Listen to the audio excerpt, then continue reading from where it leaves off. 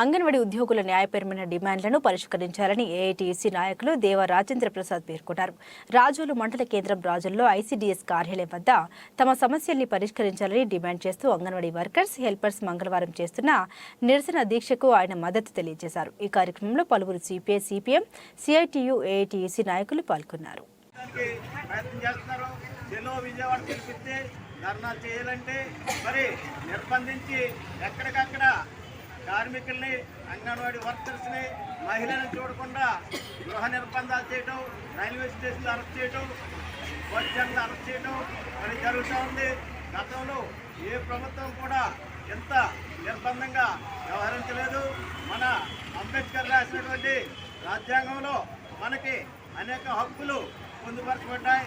ముఖ్యంగా శాంతియుతంగా మన సమస్యల పరిష్కారానికి పోరాడుకోవచ్చని, శాంతియుతంగా సమావేశాలు జరుపుకోవచ్చని చెప్పేసి అంబేద్కర్ మనకెన్నో హక్కులు కల్పించడం జరిగింది భారత రాజ్యాంగంలో. అయితే ఇప్పుడు వచ్చినటువంటి పాలకులు దీన్ని గడచెవిన పెట్టి మరి కార్మికుల యొక్క హక్కులను కాలరాస్తూ ఉన్నారు.